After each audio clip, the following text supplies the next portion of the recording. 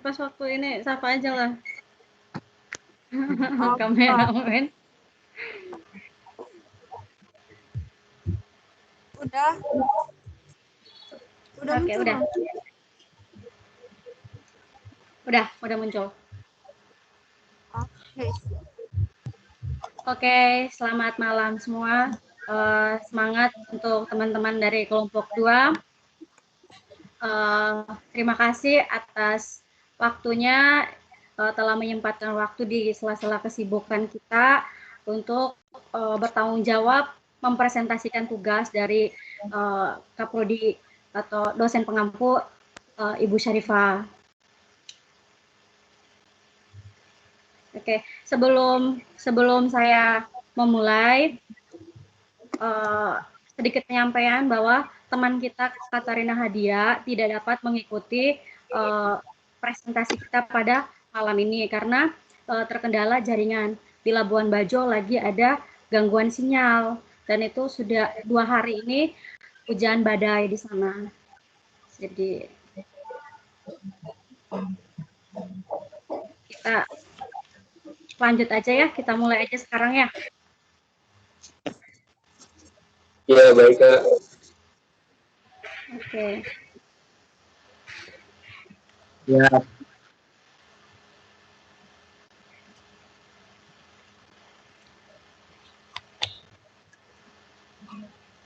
Senyum dulu dong semuanya.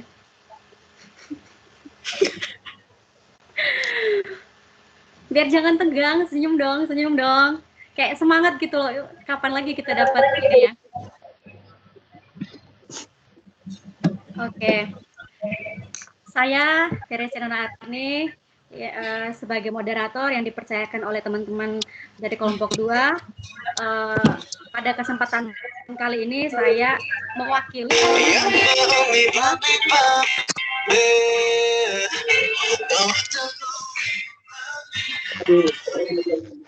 Gimana ini?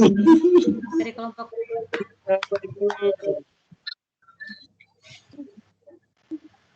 mewakili dari teman-teman kelompok 2 mengucapkan banyak terima kasih kepada Ibu Syarifah sebagai dosen pengampu yang telah memberikan kami kepercayaan tugas dari etika profesi untuk kami mempresentasikan.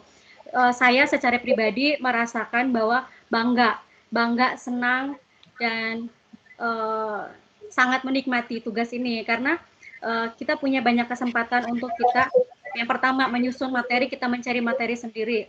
Yang kedua,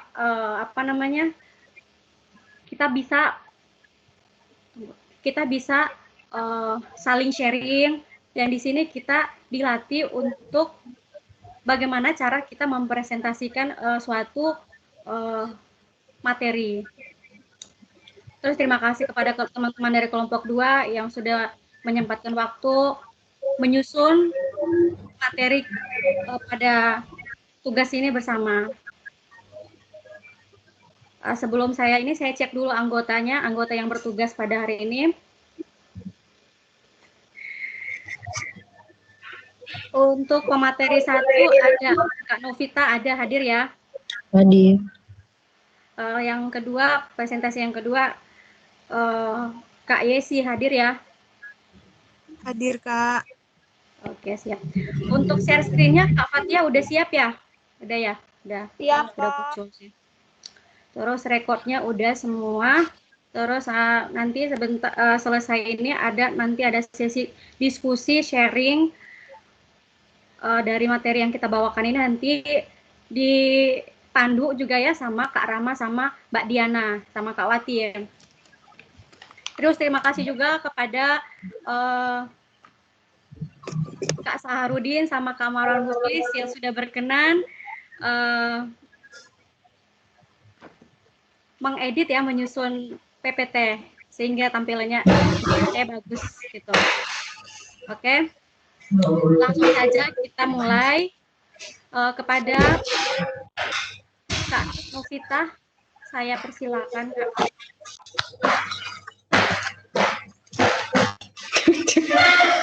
Assalamualaikum warahmatullahi wabarakatuh. Waalaikumsalam. Waalaikumsalam. Waalaikumsalam. Langsung saja ya saya presentasikan tentang pelayanan transfusi darah.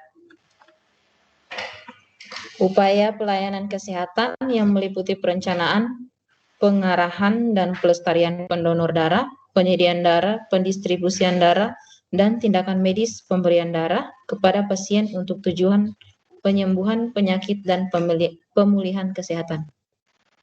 Lanjutnya, Kak. Upaya memenuhi ketersediaan darah untuk kebutuhan pelayanan melalui unit transfusi darah UTD yang tersebar di seluruh Indonesia.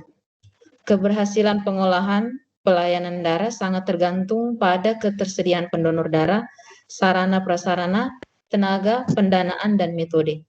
Oleh karena itu, pengolahannya harus dilakukan secara terstandar, terpadu, dan kesinambungan, serta dilaksanakan secara terkoordinasi antara pemerintah daerah. Maaf, hilang ininya. Hilang presentasinya. Mohon maaf, Kak Fatia. Oke, siap. Tunggu Kak Fatia.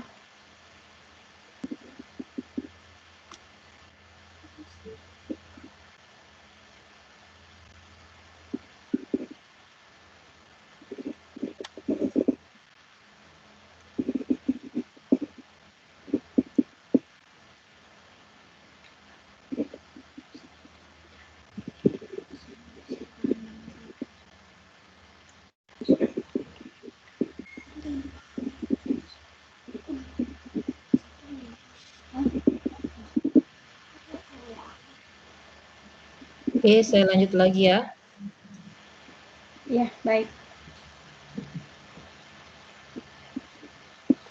Dilaksanakan secara terkoordinasi antara pemerintah daerah, dan partisipasi aktif masyarakat termasuk organisasi sosial yang tugas pokok dan fungsinya di bidang kepalang-merahan sebagai mitra pemerintah. Organisasi sosial yang tugas pokok dan fungsinya di bidang kepalang-merahan, khususnya di bidang pelayanan transfusi darah, adalah Palang Merah Indonesia yang ditetapkan sesuai dengan ketentuan peraturan perundang-undangan. Landasan hukum dan peraturan perundang-undangan tentang pelayanan darah, yaitu perkembangan payung hukum pelayanan penyediaan darah.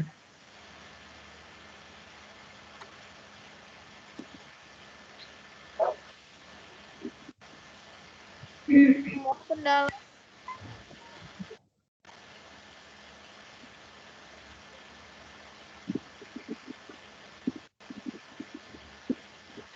Kendala jaringan mungkin ya Mbak Fatia.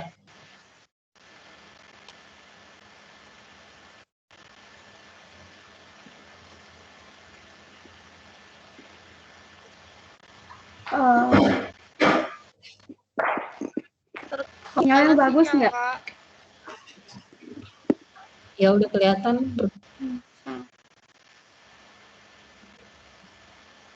Saya lanjut lagi ya, saya ulang.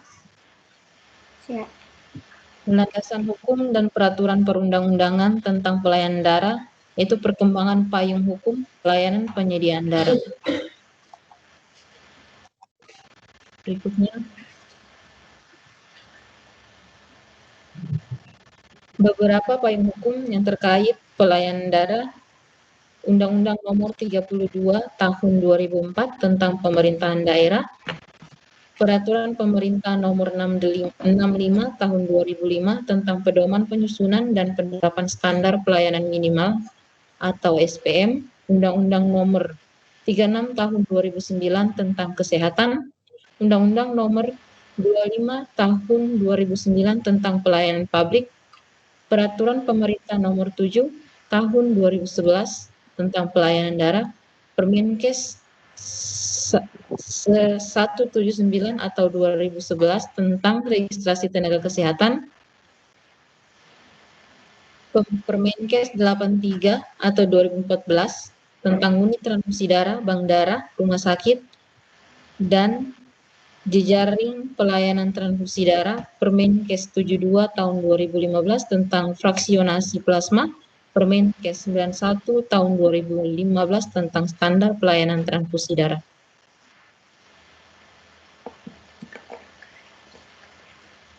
Berikut kedudukan pelayanan darah. Pelayanan darah merupakan upaya kesehatan dan pemerintah menjamin pembiayaannya sesuai dengan Undang-Undang Nomor 36 Tahun 2009 tentang Kesehatan.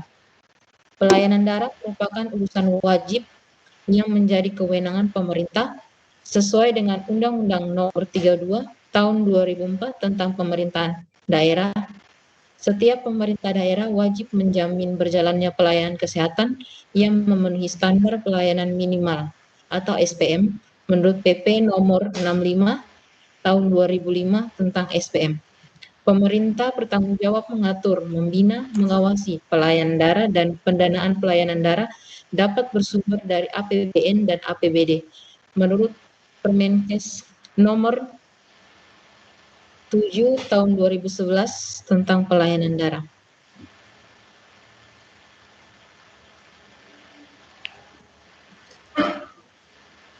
Undang-Undang Nomor 32 Tahun 2004 tentang Pemerintahan Daerah umumnya pelayanan darah sebagai upaya pelayanan kesehatan merupakan urusan wajib menjadi kewenangan pemerintah daerah.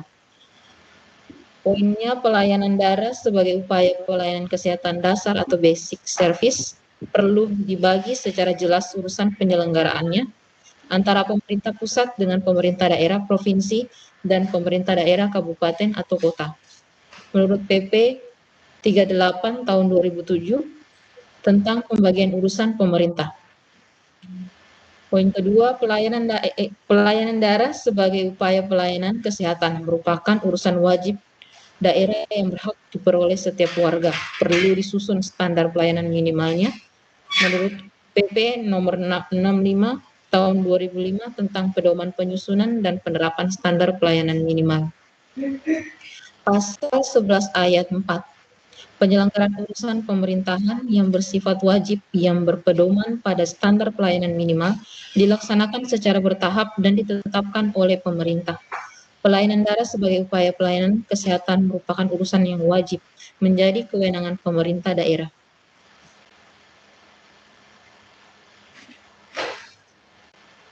Berikutnya, Peraturan Pemerintah Republik Indonesia Nomor 65 Tahun 2005 tentang pedoman penyusunan dan penerapan standar pelayanan minimal.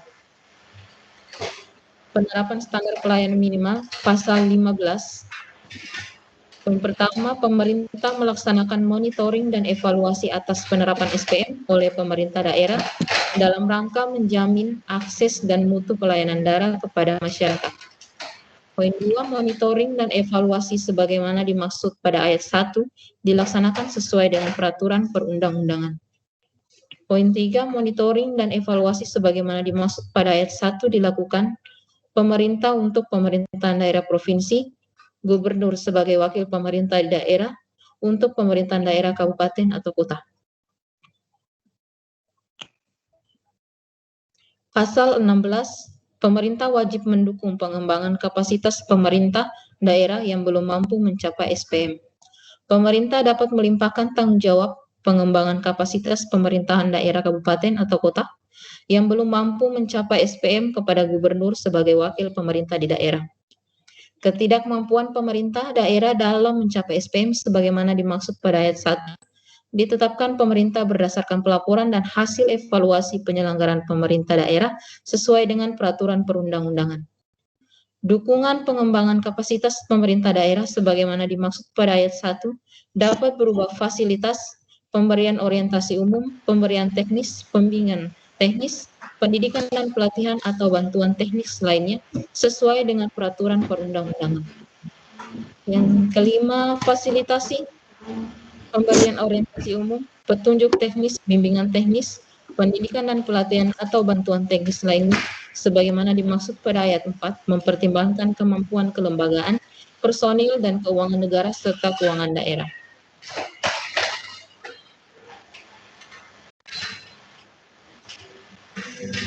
Menurut Undang-Undang 36 Tahun 2009 tentang Kesehatan, Pasal 86, 88, dan 47, pelayanan darah diselenggarakan dengan pendekatan promotif, preventif, kuratif, dan rehabilitatif.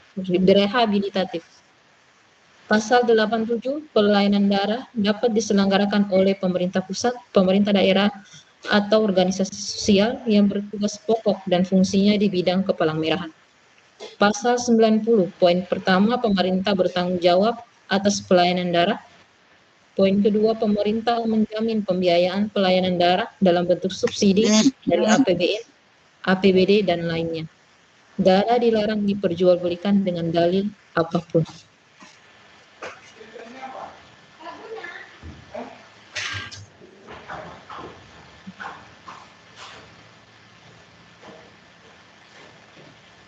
Undang-Undang Nomor 25 Tahun 2009 tentang Pelayanan Publik. Berikut salinan selanjutnya. Untuk presentasi berikutnya dilanjutkan sama Kak Yesi.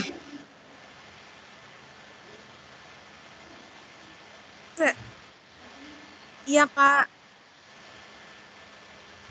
Ya, terima Silakan Kak kasih. Yesi. Sebelumnya, waktu yang sudah diberikan, saya akan melanjutkan presentasinya dari kita. Selanjutnya ada pengertian, apakah itu pelayanan publik. Menurut pasal 1 ayat 1 Undang-Undang Nomor 25 Tahun 2009, pelayanan publik adalah kegiatan atau rangkaian kegiatan dalam rangka pemenuhan kebutuhan pelayanan sesuai dengan peraturan perundang-undangan bagi setiap warga negara dan penduduk atas barang, jasa, dan pelayanan administratif yang disediakan oleh penyelenggara pelayanan publik. Apa saja bentuk pelayanan publik? Menurut pasal 5 ayat 2, ruang lingkup pelayanan publik meliputi pendidikan, pengajaran, pekerjaan dan usaha, tempat tinggal, komunikasi dan informasi, lingkungan hidup, kesehatan, jaminan sosial, energi, perbankan, perhubungan, sumber daya alam, pariwisata, dan sektor strategis lainnya. Pengadaan barang dan jasa yang modalnya sebagian atau seluruhnya berasal dari APBN atau APBD, atau kekayaan negara yang dipisahkan atau bukan dari kekayaan negara, namun ketersediaannya menjadi misi negara dan diatur berdasarkan peraturan perundang-undangan.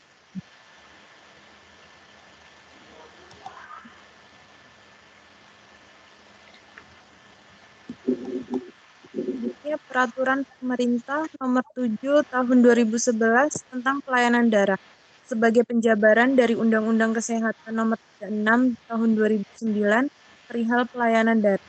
Beberapa hal yang perlu digarisbawahi dalam Permenkes Nomor 7 Tahun 2011 adalah yang pertama, Bab 2 Pasal 3 dan 4.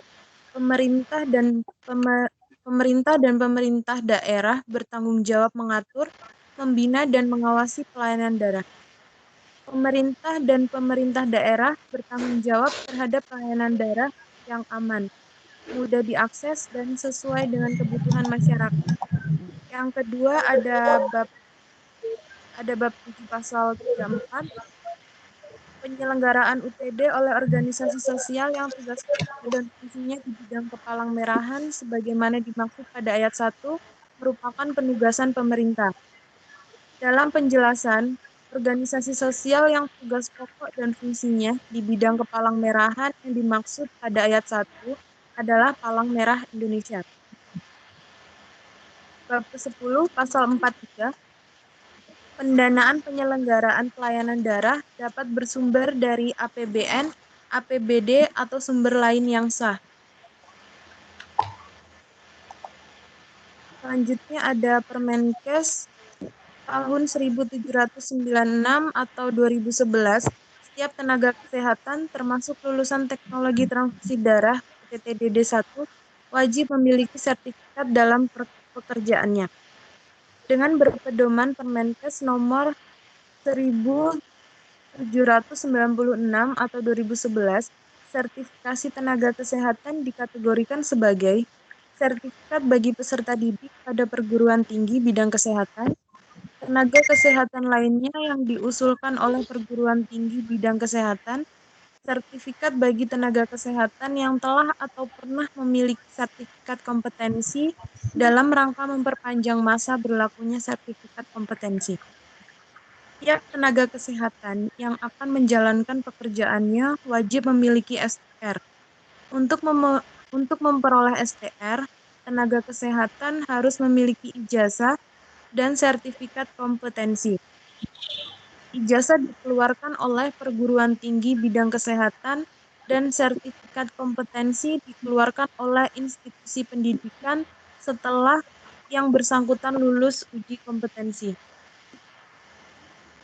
Surat tanda registrasi atau STR tadi adalah bukti tertulis yang diberikan oleh Menteri kepada tenaga kesehatan yang telah diregistrasi. Registrasi adalah pencatatan resmi terhadap tenaga kesehatan yang telah memiliki sertifikat kompetensi dan telah mempunyai kualifikasi tertentu lainnya, serta diakui secara hukum untuk menjalankan praktik atau pekerjaan keprofesiannya. Manfaat STR yaitu didapat jumlah tenaga kesehatan, yaitu ada nakes yang profesional, nakes per provinsi atau profesi, per institusi pemerintah atau swasta. Mutu tenaga kesehatan, berprofesi, level pendidikan, kompetensi. Ada kepastian hukum, yaitu bagi tenaga kesehatan dan bagi masyarakat. Jumlah institusi pendidikan, mutu institusi pendidikan. Peraturan Menteri Kesehatan Nomor 83 Tahun 2014 tentang unit transfusi darah, bank darah rumah sakit, dan jejaring pelayanan transfusi darah. Yang pertama ada UTD, itu diselenggarakan oleh pemerintah, Pemda, atau PMI. Harus memiliki izin dari pemerintah sesuai dengan tingkatnya, wajib melakukan audit internal dan eksternal. Yang kedua ada BDRS, setiap rumah sakit wajib memiliki bank darah rumah sakit. Untuk memenuhi kebutuhan dan ketersediaan darah di rumah sakit, wajib melakukan audit internal dan eksternal. Yang ketiga ada jejaring pelayanan transfusi darah, meliputi semua institusi terkait dalam pelayanan darah. UTD dan BDRS harus melakukan perjanjian kerjasama. Permenkes nomor 72 tahun 2015 tentang fraksionasi plasma. Yang pertama, fraksionasi plasma hanya dapat melakukan oleh industri fraksionasi. Yang kedua, industri fraksionasi plasma adalah industri farmasi milik negara yang memiliki izin ditetapkan oleh Menteri. Yang ketiga, industri fraksionasi plasma dalam melakukan proses pembuatan derivat plasma harus terlebih dahulu memanfaatkan bahan baku plasma yang memenuhi persyaratan CPOP yang dihasilkan oleh UTD yang memiliki izin. Yang keempat, dalam hal plasma asal UTD sebagai bahan baku tidak mencukupi, industri fraksionasi plasma atau UTD dapat membentuk pusat plasmaferesis. Yang kelima, derivat plasma sebagai produk plasma dikategorikan sebagai obat. Yang keenam, pemerintah mengendalikan harga derivat plasma sebagai produk plasma. Yang ketujuh, pengawasan terhadap industri farmasi dilakukan oleh kepala badan. Yang kedelapan, pengawasan terhadap sarana penyiapan bahan baku di UTD dan pusara aferesis plasma dilakukan oleh kepala badan. Berikut Peraturan Menteri Kesehatan Nomor 91 Tahun 2015, yaitu tentang standar pelayanan transfusi. Ada perencanaan, pengambilan dan pelestarian donor, penyediaan darah, tindak medis pemberian darah, tindak medis pemberian darah. Standar pelayanan transfusi darah atau sistem informasi manajemen. Yang pertama ada sistem manajemen mutu pelayanan darah. Yang kedua, pelayanan transfusi darah di unit transfusi darah. Yang ketiga, pelayanan transfusi darah di pusat plasmaferesis. Yang keempat, pelayanan darah di bank darah rumah sakit. Yang kelima, pemberian transfusi darah kepada pasien. Terima kasih atas presentasinya. Saya kembalikan ke Kak Arni. Ya, terima kasih untuk Kak Novita sama Kak Yesi yang sudah berkenan mempresentasikan tugas kelompok ya. Oke, sekarang kita masuk ke sesi, sebenarnya bukan sesi tanya jawab sih ya, ini lebih ke sharing. Terus apa sih manfaat dari slide ini, apa yang kita dapat? Mungkin yang buka pintu duluan atau Kak Rama, kami persilakan. Baik teman-teman, saya cuma mau nanya ini aja sih, terkait STR. Kira-kira di tempat kerja teman-teman semua apa dipermasalahkan jika tidak ada STR atau apa? Karena jujur saya sendiri pun belum memperpanjang STR saya. Karena kan untuk memperpanjang STR itu saya harus mengumpulkan 25 SKS. Karena di tempat saya itu jarang sekali kayak seperti ikut-ikut seminar gitu kan. Kalau di tempat-tempat kalian tuh bagaimana? Apakah dipermasalahkan jika tidak ada STR atau apa gitu? Oke, siap Kak. Ada yang mau menjawab pertanyaan dari Kak Rama? Mungkin saya ya, Oke, siap Kak Novita. pengalaman sebenarnya. Ya, Sebelumnya kan lulusannya angkatan 3 ya, Mbak Rahma dari bukan PTTD Solo kan kalau nggak salah ya?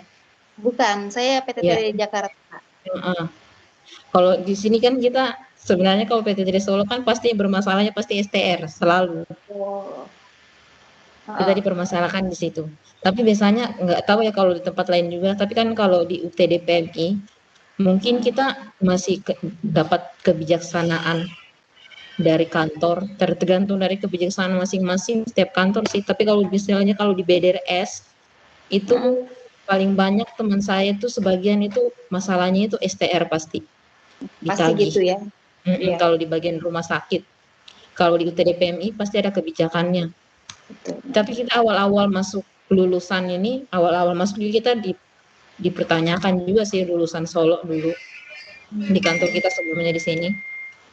Tapi seiring berjalannya waktu ya tetap jalan kita. Nggak dipermasalahkan gitu Mbak ya? Nggak dipermasalahkan. Cuman awal-awal tahun aja itu. Awal-awal tahun pertama kerja itu dipertanyakan ini dapat ijazah atau, Iya, tapi mereka lihat dokumen kita kan tempat piagam kan. betul. Mm-mm.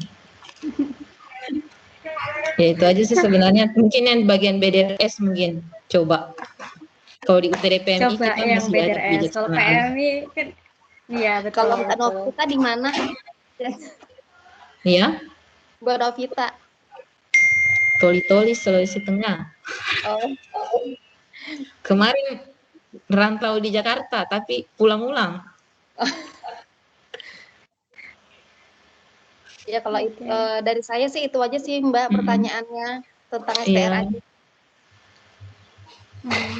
Kalau Kak Rama kerjanya di BDRS ya, Bukan, saya di PMI. di PMI-nya, tapi Iya, dipertanyakan ya. iya, karena kan saya kan belum memperpanjang STR saya. Jadi ya itu makanya disuruh kuliah lagi supaya dapat STR katanya gitu. Ya Mungkin mudah-mudahan gini, mungkin nanti mungkin setelah lulus D3 ini ya kita dapat STR. pasti dapat. Amin amin amin. Amin. Ya, Mungkin karena sudah pernah dapat Kakak, jadi akhirnya iya, ditanya lagi kan. makanya dipertanyakan betul. Oke. Mungkin ada lagi yang mau berbagi pengalaman tentang STR, terus tentang beberapa payung hukum yang tadi. Apa mungkin ada pengalaman bahwa mungkin PMI tempat kita bekerja ternyata berjalan tidak sesuai dengan payung hukum. Contoh mungkin nomor 32 tahun 2000 berapa tuh yang pertama tentang pemerintahan daerah. Di situ kan pemerintahan daerah wajib mengontrol pelayanan. Yang di sini termasuk pelayanan ini kan termasuk PMI. Apakah di tempat teman-teman sudah pemerintah itu sudah memperhatikan PMI tempat kita bekerja?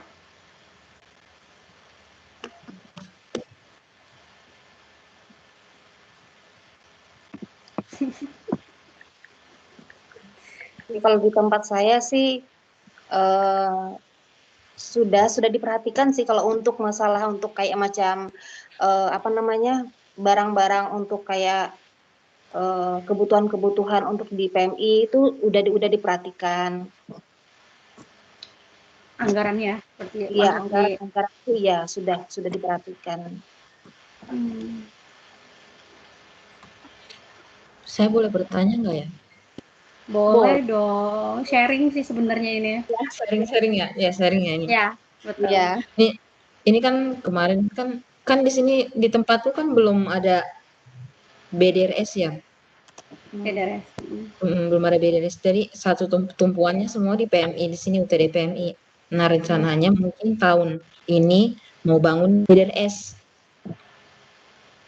Mau bangun BDRS. Terus yang mau saya tanyakan ini apakah boleh di BDRS itu boleh ngolah komponen ya? Karena mereka kan di PMI sini kan belum sanggup, ada satu komponen yang belum sanggup dibuat ya, trombosit gitu. Trombosit. Tapi kan rumah sakit mau buka BDRS.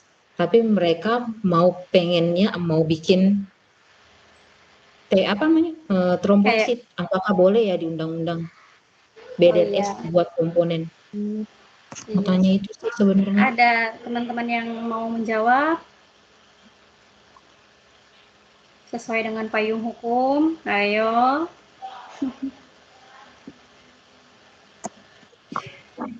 Ya kalau untuk saya sih, setahu saya kalau untuk di bank darah BDRS itu, setahu saya kan mereka kan cuma pengolahannya cuma cross matching aja ya, cross matching. Kalau untuk komponen darah itu kayak komponen komposit itu mereka enggak ngelakuin. Setahu saya sih begitu. Tapi enggak tahu kalau mungkin ada kebijakan-kebijakan lain kan, bisa dari rumah sakitnya atau apa. Atau mungkin ini ya, kalau misalnya UTD-nya nggak mampu buat nyediain itu, kemungkinan bisa ya di BDRS yang mampu. Misalnya ngadain apa namanya, komponen. Ya kemungkinan besar mungkin bisa Mbak, karena kalau mereka punya alat apa kan memenuhi syarat ya mungkin bisa. Bisa bantu jawab? Boleh. Pengalaman Siap ya sih. aja sih. Kemarin kan pas baru selesai lulus itu kan kerjanya di bank darah. Kalau di bank darah itu kalau untuk pengolahan trombosit sepertinya belum deh Kak, soalnya karena dia masih bank darah. Jadi bank darah itu kan masih ada permintaannya pas PMI ini kalau komponen yang lain. Jadi mungkin kalau di bank darah sepengalaman aja Kak ya. Itu kemarin pengolahan mungkin hanya seperti kayak PRC dia yang cuci itu leukodeplated itu aja sih Kak. Terus kadang ini kali yang IB itu mungkin dijadiin PRC gitu aja sih. Kalau untuk yang trombosit belum ada.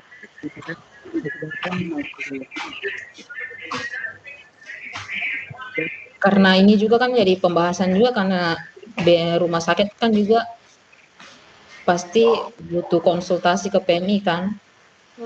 Betul. Konsultasi ke PMI juga, terus kita undang-undangnya nggak tahu juga bisa apa boleh nggak buat komponen di BDRS. Tapi setahu saya memang belum bisa. Kalau BDRS kecuali UTDRS mungkin bisa. Iya. BDRS iya Kak. Jadi sesuai banyak dengan sebenarnya yang boleh atau enggak tuh, tapi banyak sih pendapat jadi belum diputuskan juga. Ya, bisa dengar suara saya nggak? Ya, silakan Kak Marwan. Ini pengetahuan saja sih mengenai pembuatan trombosit. Kalau misalkan di BDRS itu kayaknya belum bisa deh. produk. Apa Kak Marwan? Kan di BDRS kan nggak kayak dengar. Halo? Iya, halo Kak. Ya, halo Mas. Silakan. Tapi kalau gitu di BDRS itu belum bisa buat promosi karena syarat untuk buat promosi itu kan harus darah yang baru ya. Jadi dengan pilihan darahnya itu harus baru. Sedangkan kebanyakan sebagian besar kalau BDRS dia nggak melayani pelayanan darah. Oke. Iya, betul. Berarti lebih ke teknis ya jawaban dari Kak Maren dengan kualitas ya. Berarti dari Kak Yesi sama Kak Rahma tadi tentang berpegang pada payung hukum. Nah, Betul. payung hukum yang dimaksudkan dari Kak Yesi sama Kak Rahma mungkin dari nomor 83 tahun 2014 kerjasama antara UTDRS sama BDRS. Nah, terus pemerintah boleh meresmikan UTDRS kalau PMI setempat tidak dapat memenuhi kebutuhan rumah sakit. Nah, tapi pelayanan itu tetap harus ada persetujuan dari pemerintah. Tapi kalau cuma persetujuan antara kedua belah pihak, antara PMI sama BDRS, sepertinya nanti dipertanyakan, nanti ke depannya surat perjanjian itu pasti ada masalah. Makanya kenapa pemerintah harus berlandaskan hukum dari pemerintah.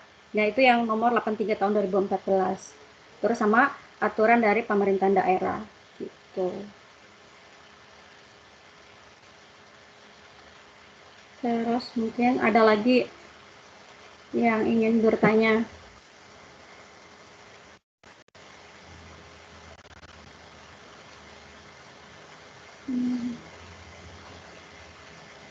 Nah, ini saya ingin tanya nih sama Kak Novita.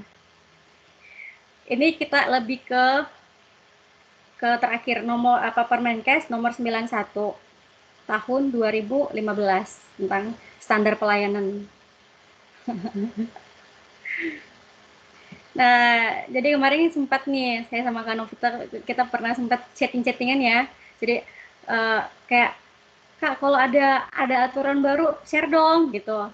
Jadi aku juga ke Kak Novita juga gitu. Mungkin Kak Novita bisa membagikan ke teman-teman bagaimana caranya menyusun suatu SOP begitu ya, berlandaskan Permenkes nomor 91 tahun 2015. Gitu.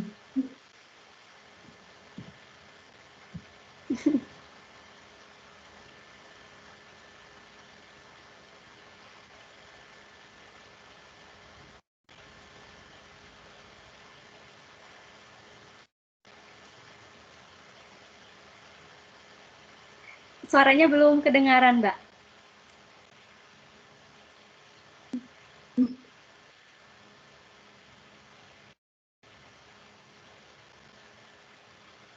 Mic-nya belum dinyalain. Oh iya.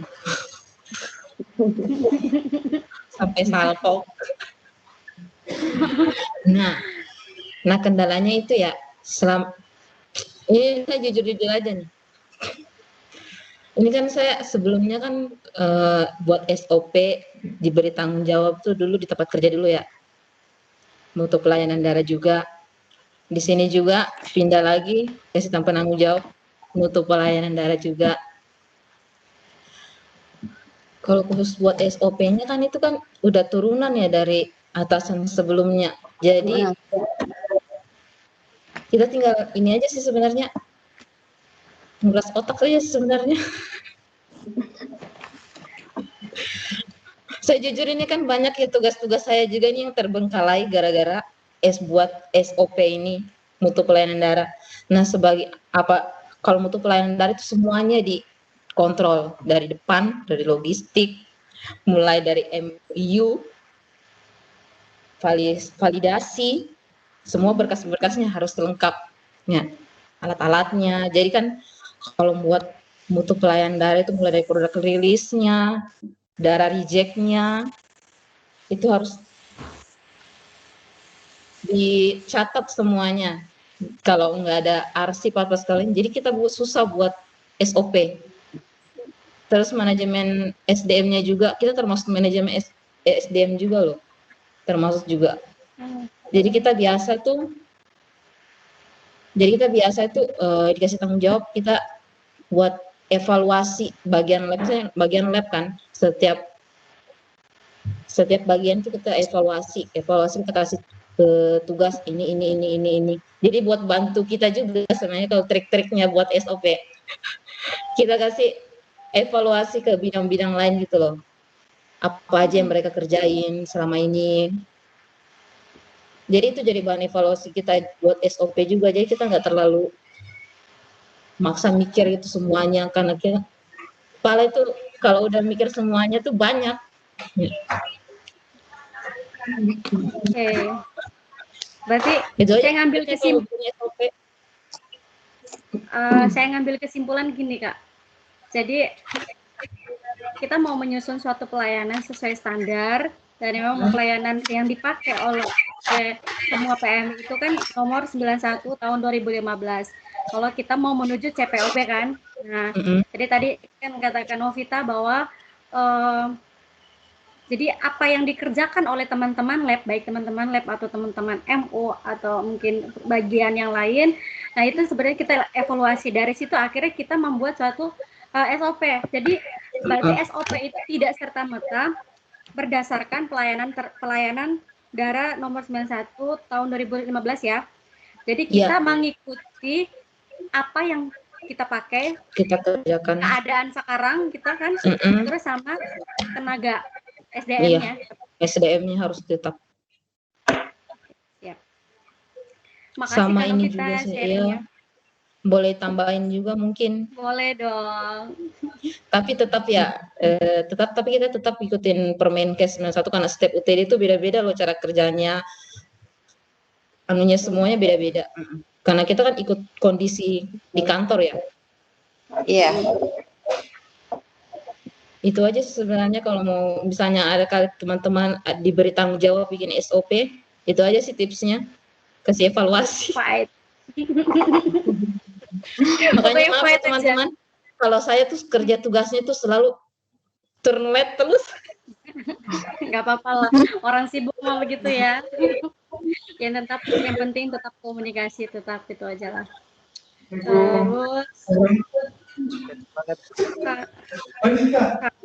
kalau Kak Yesi kerjanya di Bank Dara bukan? Atau Kak Fatia?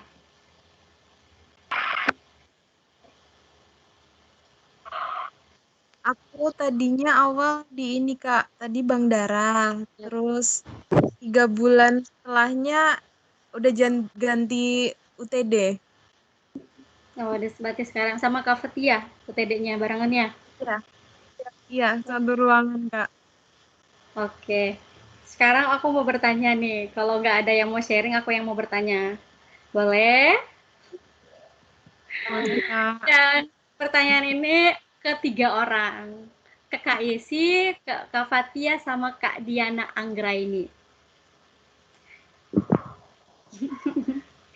Tadi kita bicara tentang Undang-Undang Nomor 25 Tahun 2019 tentang pelayanan publik.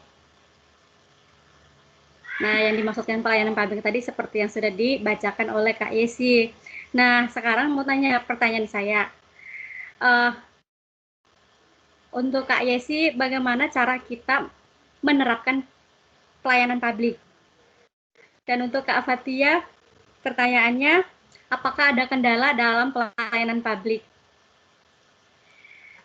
Itu pertanyaan untuk Kak Fatia sama Kak Diana. Gimana Kak? Mohon diulangi. Oke. Untuk Kak Yesi, bagaimana cara menerapkan pelayanan publik? Apakah sudah menerapkan pelayanan publik? Nah, kalau untuk Kak Fatia sama Kak Diana, apakah ada kendala saat menerapkan pelayanan publik?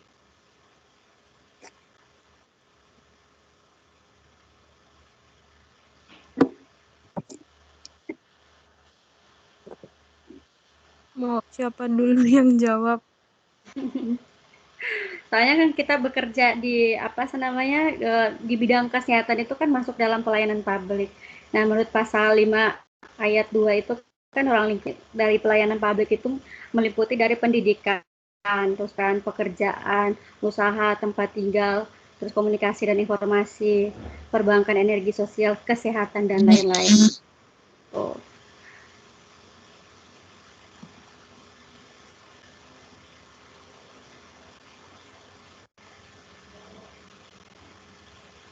Jadi mungkin apakah dalam pelayanan kita tuh kita sudah memberikan banyak, maksudnya informasinya sudah sesuai ke masyarakat gitu dalam pelayanan kita gitu, baik dalam masyarakat entah itu pendonor maupun keluarga pasien.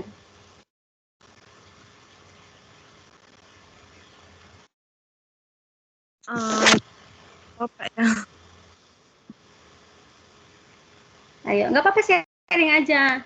Mungkin waktu pelayanan kayak waktu donor Kalau mungkin kita. donor sih kebanyakan kita melayani ini ya Kak, apa keluarga pasien. Jadi pendonor pengganti.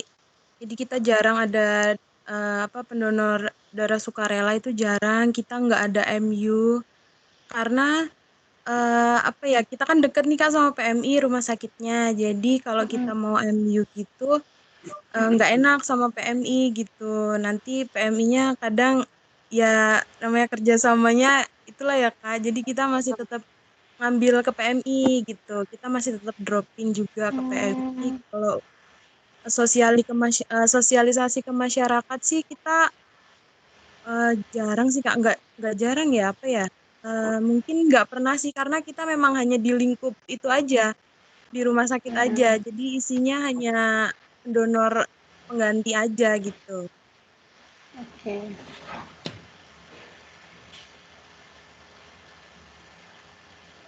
Berarti untuk dalam penerapan pelayanan publik, contohnya untuk memberikan edukasi kepada masyarakat baik itu pendonor maupun keluarga pasien belum pernah terlaksana ya. Hanya cuman kalau komunikasi dalam pengambilan darah ya seringnya Ya, tiap hari. ya Kak, kalau komunikasi sih kita sering masih mengkomunikasikan, tapi kalau untuk sosialisasi ke masyarakatnya kita belum terjun langsung sih karena memang itu tadi tidak ada kegiatan MU gitu sih. Hmm. Kayaknya Kak Fatih udah senyum-senyum tuh. Kayaknya mau jawab deh. Ya Kak, kalau dia kendala pelayanannya itu dari si pendonor sih Kak, kurangnya kejujuran dia tuh sebenarnya minum obat tapi nggak minum obat tuh di IFPD-nya jadi reaktif gitu, sebenarnya dia nggak reaktif karena dia minum obat jadi di hasilnya jadi reaktif gitu. Terus kadang ada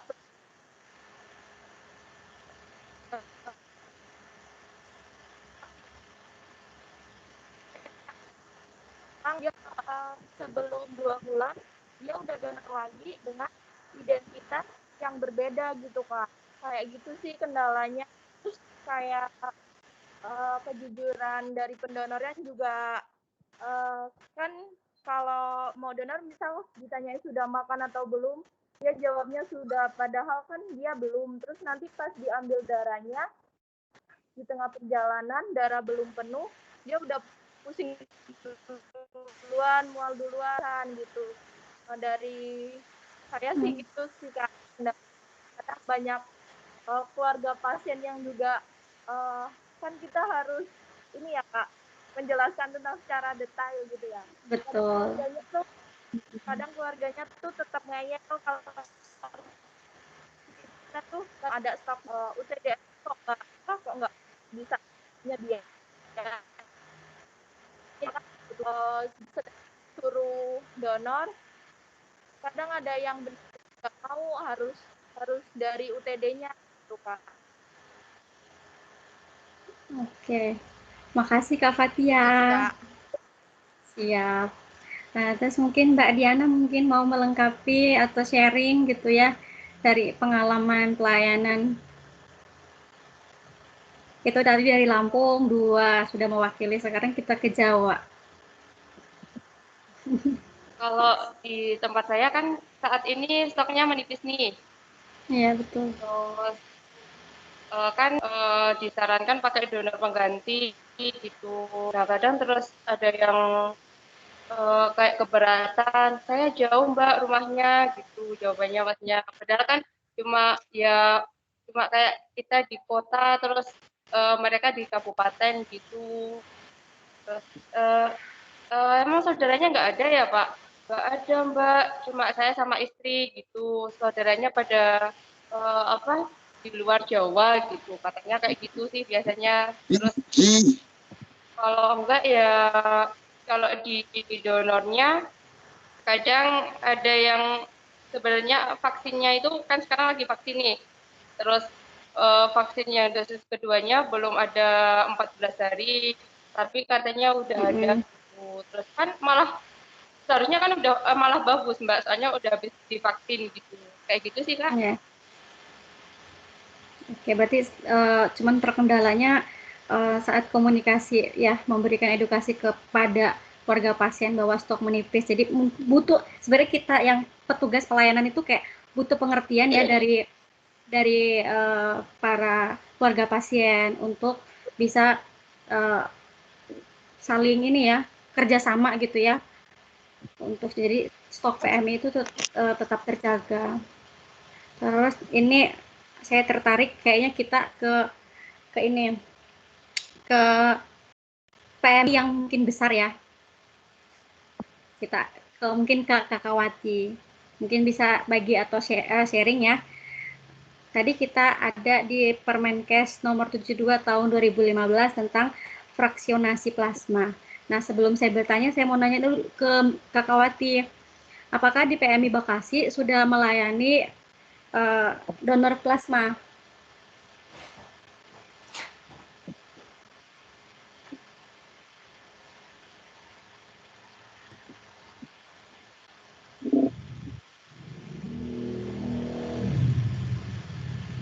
Oke, kayaknya Kakawati lagi sibuk.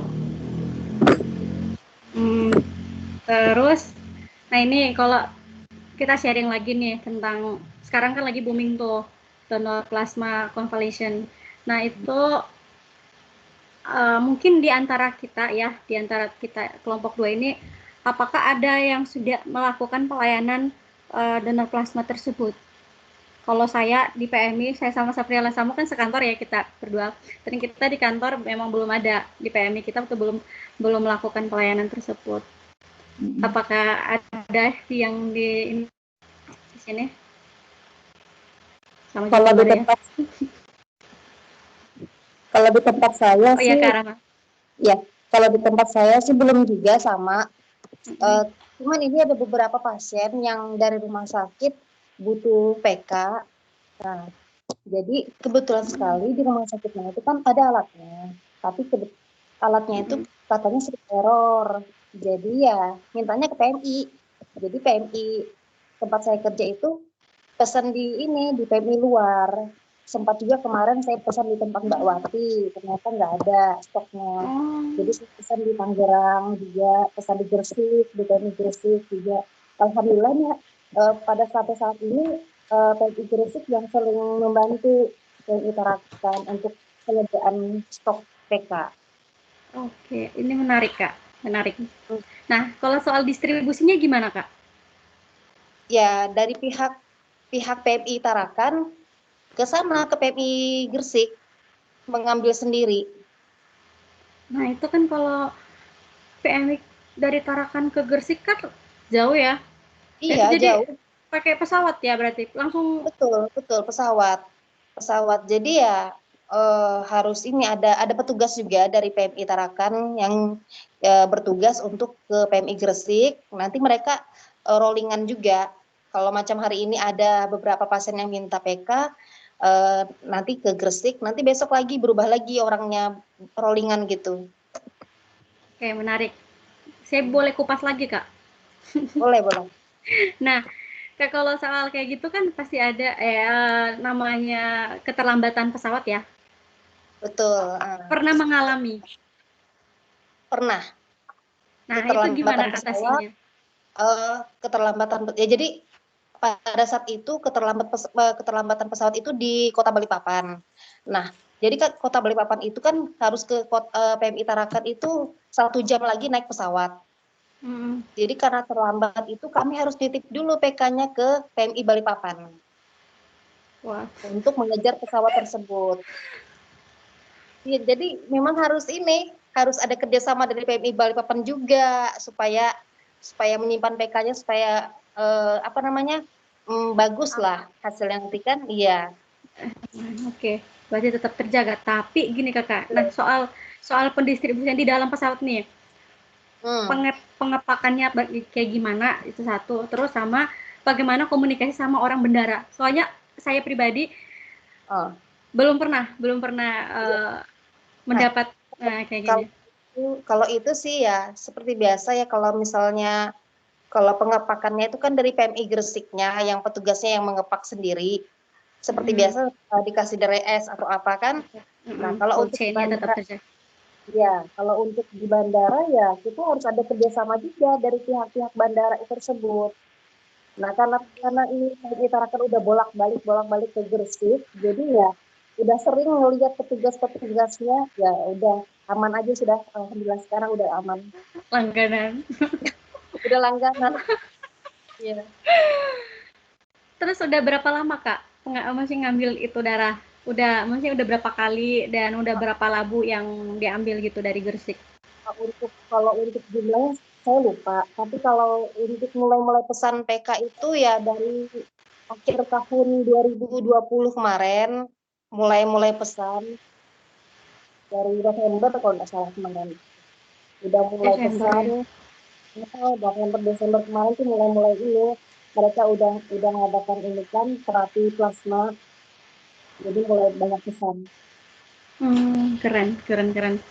Saya waktu kuliah sih pernah ya, kayak kita pernah ada pelajaran ya, di kalau nggak salah antari mutu atau di komponen gitu ya. Itu tentang jadi kalau sewaktu-waktu ada satu daerah yang benar-benar membutuhkan darah, mungkin PMI yang bisa memenuhi itu darah tersebut. Jadi pendistribusinya melalui pesawat gitu ya. Cuman ya aku pikir bahwa itu tuh cuman kayak ya udahlah nanti kapan-kapan gitu ya. Ternyata udah dialami sama Kak Rama. Ya. Jadi itu. Iya ya. Jadi kalau gimana? Maksudnya kalau apakah ada pasien yang minta PK atau apa gimana gitu? Di kita.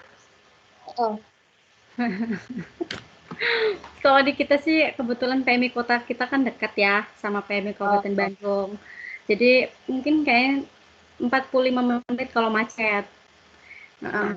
Yang 45 menitannya. Jadi kita selalu arahkannya ke kota. Jadi kalau untuk donor kita arahkan ke kota. Terus kalau untuk itu ke kota. Cuman kemarin itu aku pernah dapat ini informasi sih dari rumah sakit UTDRS sih sebenarnya, UTDRS di salah satu UTDRS di Bandung. Nah itu ada dokternya mengatakan bahwa kemarin itu dokter itu melakukan uji coba. Jadi pengolahan komponen plasma convalescent itu pakai manual. Jadi nggak pakai alat apresis kayak gitu. Cuman selanjutnya sih aku belum tahu sih apakah berhasil sesuai mutunya bagus apa itu belum dikonfirmasi lagi, belum ada kabar. Dari kalau seandainya kalau kedepannya aku dapat informasi lagi nih dari dokternya ternyata sesuai gitu ya, nanti aku konfirmasi ke Kak Rama sehingga bisa bikin kan sendiri kan gitu. Iya. Oke, menarik nih.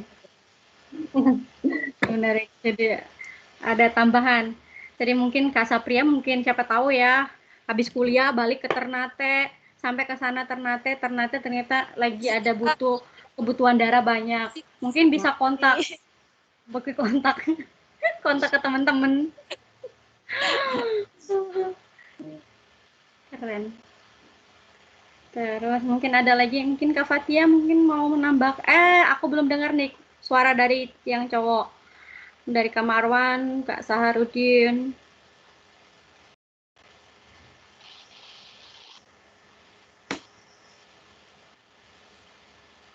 Oke, boleh Kak. Oke. Silakan Kak Marwan, sharing. Tentang plasma konvalesen ya? Iya, terserah apapun itu. Kita kalau kupas. Tentang plasma konvalesen sih, karena aku kerjanya di BDRS, Jadi kita ngambilnya di PMI sih. PMI ya. Kan ya kendalanya kalau untuk saat ini di stoknya kadang nggak dapat atau mesti nunggu berapa hari baru dapat. Kalau untuk kebutuhan Kak, untuk kebutuhan standar ini, apakah PMI Bogor ya berarti ya? PMI Bogor memenuhi nggak untuk permintaan plasmanya, PK-nya?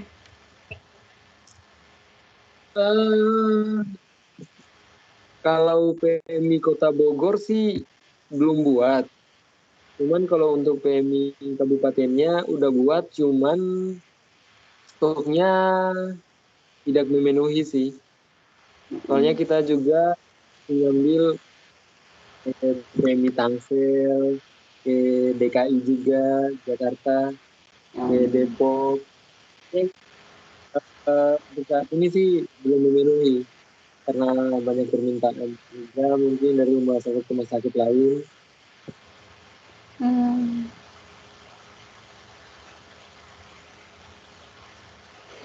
Oke.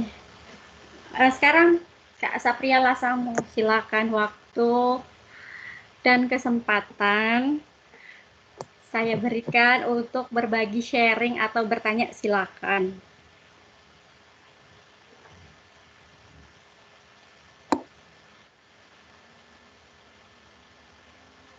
Sapria Lasamu. Ya, Silakan, mau sharing apapun itu terserah. Bertanya boleh. Nah, ini banyak nih, banyak pengalaman, banyak kepala, banyak pemikiran. Semakin luas kita karena banyak kepala.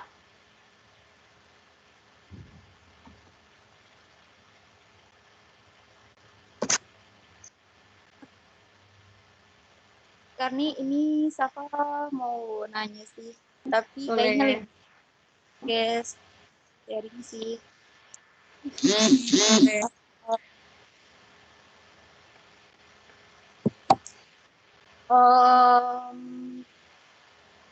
Aturan dalam sebuah kantor itu untuk bisa ke CPOB itu kayak gimana sih? Apa? Aturan dalam sebuah untuk kantor kayak UPD gini untuk bisa masuk CPOB itu. Oke, sih. Oke, ada teman-teman yang mau menjawab pertanyaan dari Kak Safia Lasamu. Untuk masuk ke dalam standar CPOB, PMI itu standar untuk itu masuk ke CPOB itu PMI harus apa gitu ya, memenuhi persyaratan apa? Iya, soalnya kan salah satu contohnya di tempat kerja saya ya, sama kami juga. Itu kan belum memenuhi standar gitu. Supaya mungkin ke depannya bisa kita sesuaikan agar bisa masuk ke CPOB gitu. Iya. Oke.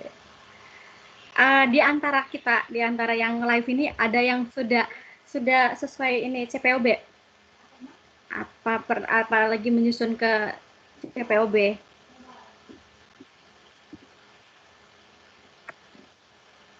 Halo.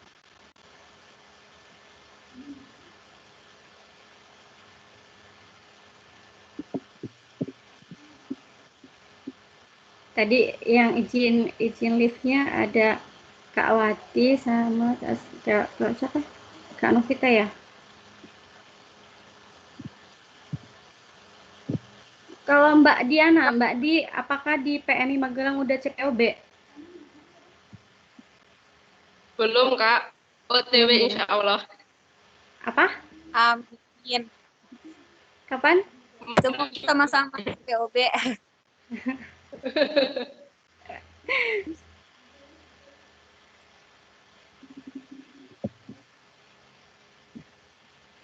Kak Yesi gimana Kak Yesi? Apa Kak Fatia?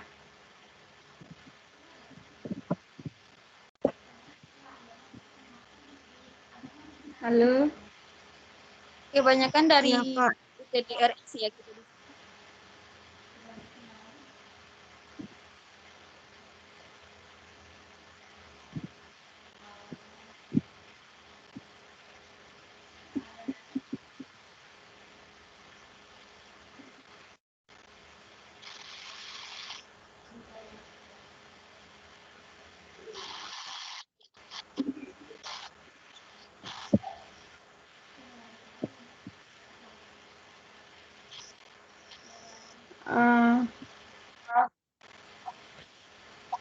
Safa sudah pernah baca tentang CPOB? Pernah sih, cuman lupa lagi standarnya.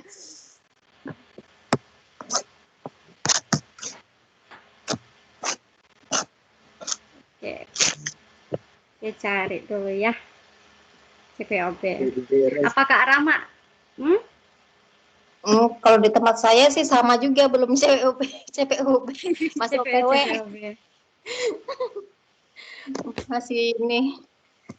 Masih OTW. Harus banyak yang kita ini ya. Apa? Apa Safa?